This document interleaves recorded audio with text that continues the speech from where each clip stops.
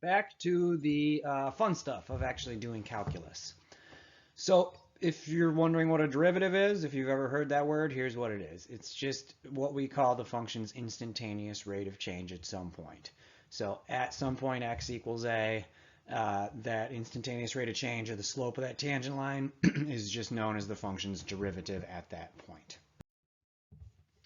So here's the way we write that. So derivative is just a rate of change.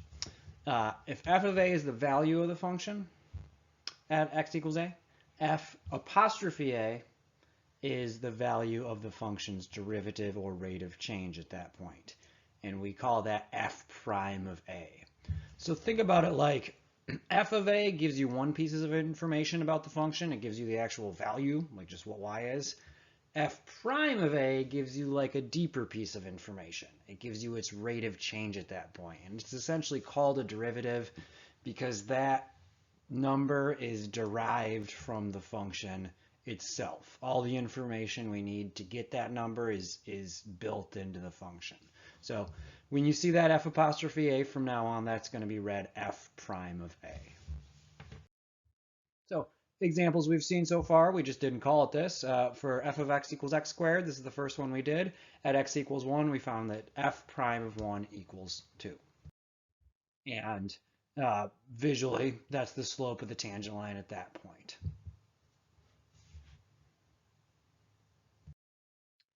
The other derivative we found was so f of t equals 4.9 t squared. That gives the distance in meters traveled by an object dropped in Earth's gravity. We found that f prime of 5 equals 49, and it was 49 meters per second. So if we have a function that's like a displacement function that gives you something's position, then the derivative of that, the rate of change in position, is called speed, right? Or technically velocity. So, well, in this case, technically speed. So we found that f prime of 5 equals 49. So write it at t equals 5 seconds. The rate of change of that position was 49 meters per second. Okay, so now we can say it like that, f prime of 5. So here's a classic calculus picture. So we've done this kind of calculation before, but now we're just going to generalize it. And we're going to have a formula for finding derivatives, and it obviously involves finding a limit. So that point a f of a is fixed. That doesn't move. Think about that as, 1, 1 or whatever. That's a fixed point on the curve. X f of x is some other point on the curve, but it's not fixed. It slides around. So, right, the delta y is that f of x minus f of a, right? That's the rise. That's the change in y. The delta x is that x minus a. So the slope of that secant line between the 2 points is delta y over delta x. So that's that figure, that expression there. And then to get the derivative, the slope of the tangent line at A, we are moving those 2 points closer together. Right, so we scoot x f of x back, and it gets closer to A f of A. And what we want to do is we want to look at the limit as x goes to A of that expression. That's what it looks like when they move closer together, right? So f of x minus f of a gets smaller, x minus a gets smaller. We're dividing a small number by an even smaller number until we get to essentially 0 over 0, but we can't do that, so that's why we spent all that time talking about limits. So that's important. And if this were a regular calculus class, I would make you memorize that equation, but it's not, so I can't. So f prime of a is the limit as x goes to a of the slope, that slope, f of x minus f of a over x minus a. So put a pin in that. We're just going to do a ton of examples right now. So we now have the tools, as long as we can evaluate the limit, of really finding derivatives of it at any function at any point along the curve, right? With just that. So we've done all the work to be able to actually do this stuff. And now we get to do some actual, algebra and math. Okay, so for this cubic, x cubed minus 3x squared, I want us to find f prime of 3. So the derivative at x equals 3, the slope of the tangent line there, the instantaneous rate of change, all those words mean the same thing. So we'll just say derivative. That's the setup. So it's f of x, which is just the function itself. You're just going to copy the function, minus f of 3, which is just the y value, whatever you get when you pump 3 into that thing. And then it's always just over x minus 3, and it's the limit as x goes to 3.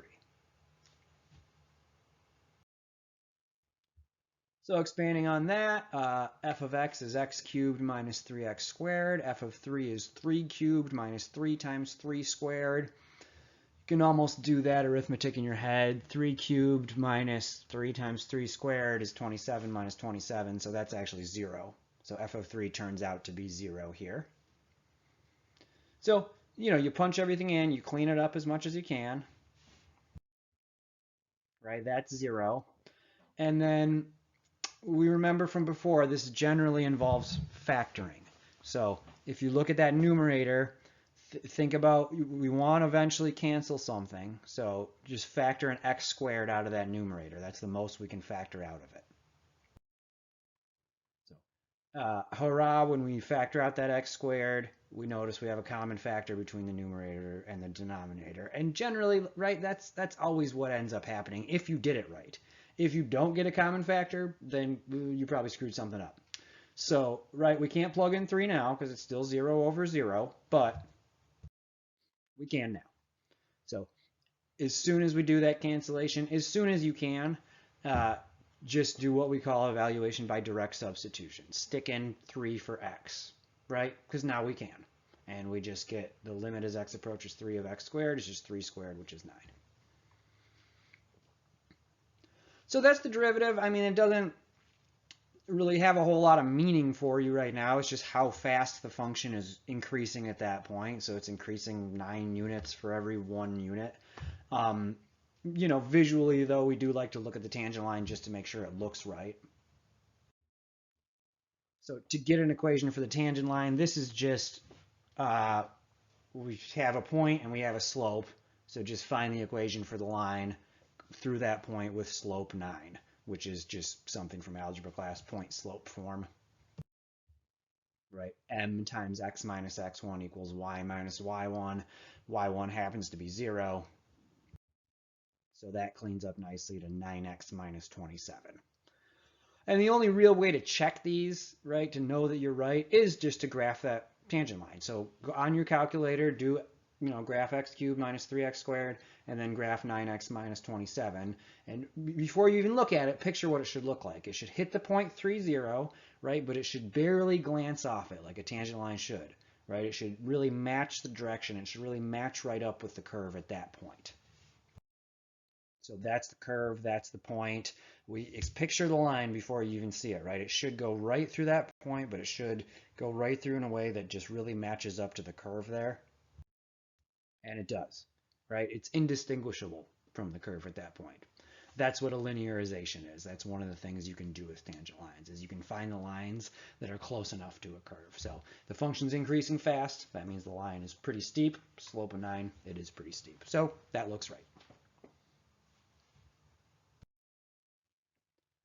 Same exact type of problem. Find the derivative and find the equation for the tangent line to f of x equals square root of 2x minus 1 at the point 5, 3.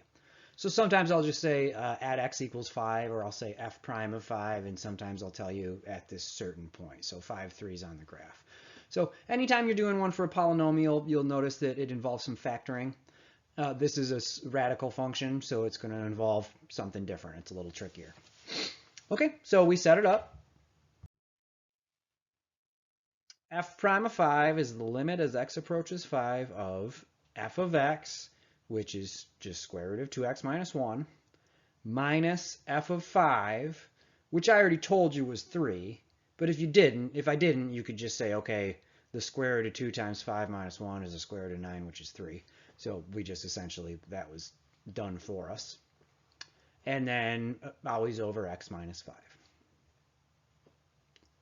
So the move here is to conjugate. That's why we have to know this move, right? That we don't factor here, we conjugate. So Up top, we've got like an a minus b thing, where a is square root of 2x minus 1 and b is 3. So we want to multiply that by a plus b. That's what conjugating is. So the conjugate of that numerator is square root of 2x minus 1 plus 3. And if we want to multiply the numerator by that, we can. We just also have to multiply the denominator by that because that's the rules. And you'll see, once again, if you do this right, it will clean up. So it looks a little nasty right now, but you'll just have to trust that that numerator is going to clean up nicely. And then do not multiply out the denominator. Don't FOIL that out. Leave it as is. You'll see why in a second. So square root of 2x minus 1 times the square root of 2x minus 1 is 2x minus 1 by definition. That's why this works. Remember, when you're multiplying by a conjugate, the middle terms cancel out. The outer and the inner terms cancel out. So it's plus 3 times square root of 2x minus 1 minus 3 times square root of 2x minus 1. See you later. And then it's going to be minus 9, right? So the top is going to be 2x minus 1 minus 9. And then again, the denominator is just whatever it is. We trust the process. We trust that this will clean up. So 2x minus 1 minus 9 is 2x minus 10.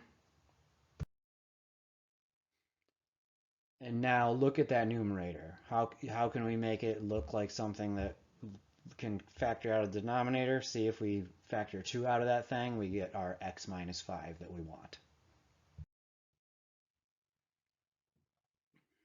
Okay, again, if you get here and nothing's canceling out, you did something wrong, because this will work, right? With functions like this process will work. So we have a common factor, yay, we get rid of it. We're left with 2 over square root of 2x minus 1 plus 3. And now, right, we got rid of the 0 over 0 problem. So now we can just punch in 5. So as soon as you get here, just punch in x equals 5. You can get rid of the limit. We're now evaluating the limit. We don't have to keep copying it because now we're actually doing it. So it's just 2 over square root of 2 times 5 minus 1 plus 3. Just do some quick math here. 2 times 5 minus 1 is 9. So you get 2/6 or 1/3. Okay, so that's a pretty small number, and if you think about what a square root function looks like, it actually does grow really slowly, so you would expect that the rate of change there would be a small number. It's very, it's not a very steep tangent line. And once again, the only way to really see that this is even right is just to look at the tangent line. So there's your point slope form, 1/3 times x minus 5 equals y minus 3, right? The line with slope 1/3 through the point 5, 3. I guess I skipped a little bit of cleanup work there, but you just get y by itself just so you can graph it. So y is 1/3 x plus 4/3. And that's what that looks like. The square root function is green, right? And the tangent line at the point 5, 3 matches up with it very, very nicely.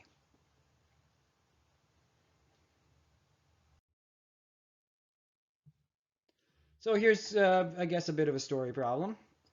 This equation here is right. It's a position equation for if you launch something straight up into the air in Earth's gravity. We picked velocity 40 feet per second. That's just so the numbers work out nicely. And its height at time t is given by this expression, h of t equals negative 16t squared plus 40t.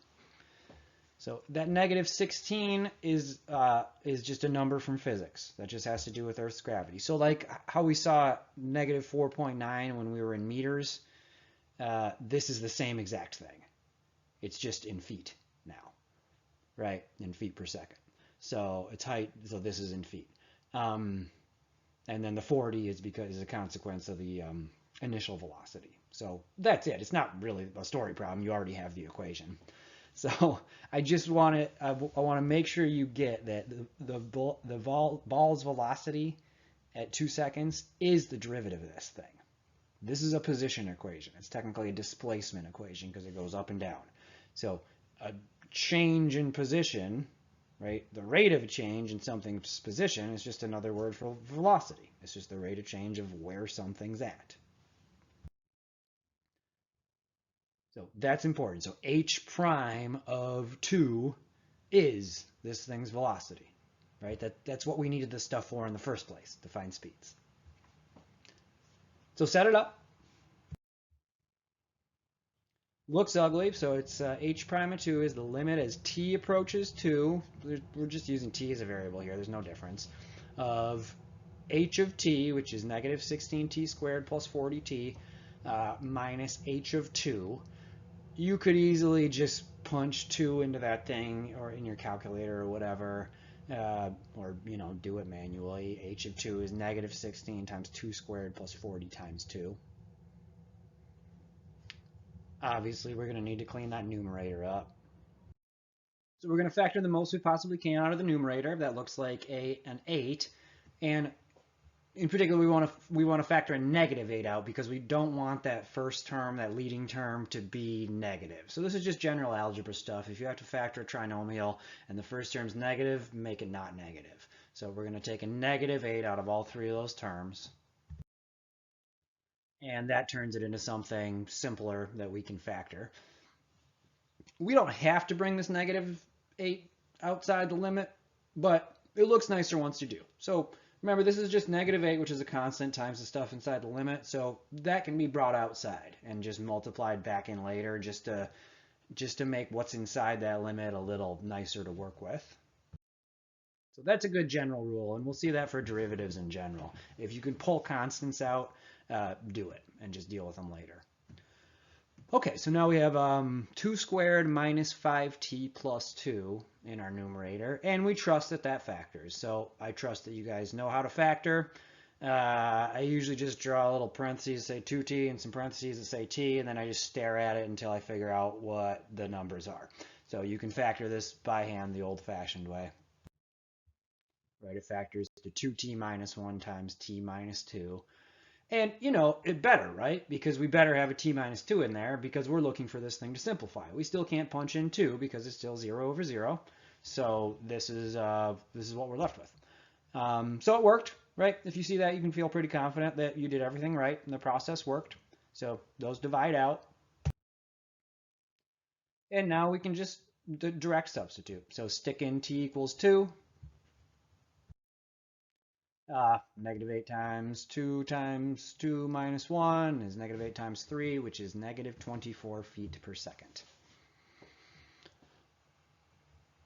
Okay, so that's it. So now think to yourself what we were doing in the first place. So this was the velocity of a ball, and here we do have to say velocity. So the only difference between speed and velocity is that velocity can be negative. So if something's only moving up or down, if you think about why is that number negative, it's because it's going down. And if the ball were moving up, the velocity would be positive. We know that the ball must be moving down because the velocity is negative. The only difference between speed and velocity is the speed is 24 feet per second. The velocity gives you a little more information because it has direction. That's it. It has direction. Okay, so it's negative because the ball is coming down at that point. So I did a little graph of time versus height, and you can see that the ball's already peaked. It's already hit its highest point. Soon we'll figure out all kinds of stuff like where is its highest point and everything, what the velocity is when it hits the ground, all that stuff. But that's, how far in the ball is at the moment we did it. And again, that's a pretty steep graph. So that means it's coming down pretty fast. And yeah, 24 feet per second is pretty fast, right? We threw it at 40, so you have to imagine it just slowed down, stopped, sped back up.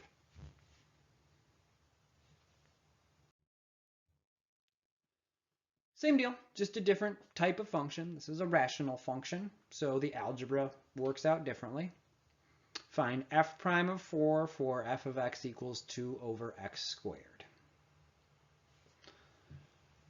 So we set it up. F prime of 4 is the limit as x approaches 4 of f of x, which is 2 over x squared, minus f of 4, which is 2 over 4 squared, over x minus 4. So it's a compound fraction, but we can deal with that. Let's see, 2 over 4 squared is 2 over 16, which is 1/8. So I think you can bear with me there. So to me, the move here is to do what's called clearing fractions. So if you look at those two denominators that are in the numerator, that compound fraction, the denominators are x squared and 8. And if we multiply absolutely everything by the LCM of those two things, the least common multiple of x squared and 8 is just 8x squared. So if you multiply everything in that top and that numerator by that, it'll get rid of the fractions. And you can do that as long as you also multiply the denominator by that. So that's not the only way to do what I'm about to do, but it's my way. And if you've never seen this, just think to yourself, why did it work? So if we multiply that top by x squared, those fractions will go away. And then the bottom just becomes whatever it becomes. And you're kind of seeing a trend when you do this. You kind of mess up the denominator when you clean up the numerator, but if you did it right, it fixes itself. So when you multiply that in, it's 16x squared over x squared minus 8x squared over 8, right? Both those things go away. If you did it right, they will. So that simplifies to just 16 minus x squared over 8x squared times x minus 4.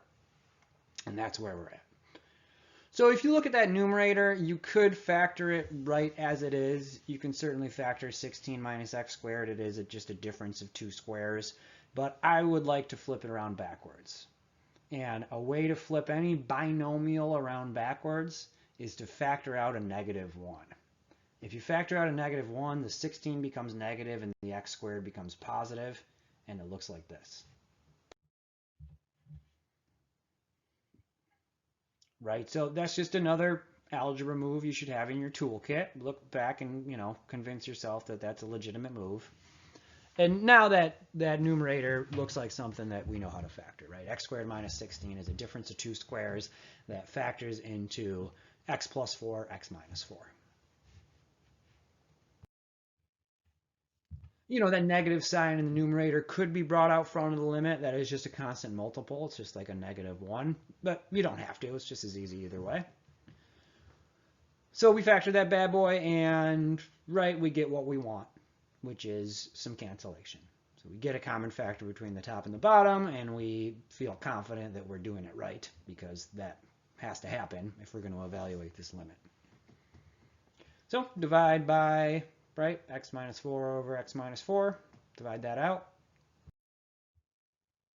You're left over with a negative x plus 4 over 8x squared. And now, right, so the step after we do the cancellation is always going to be like, that's when you can just punch in the number. So punch in 4 for x, directly substitute it, and now we've actually evaluated the limit. So it's negative 4 plus 4 over 8 times 4 squared, which simplifies to negative 1/16. So that's a very small number, so the slope is negative because the function's decreasing. And it's very small because the function's not decreasing very fast. So the function's probably pretty flat at this point, decreasing, because that's a small number. So that's f prime of 4. And now we're doing derivatives.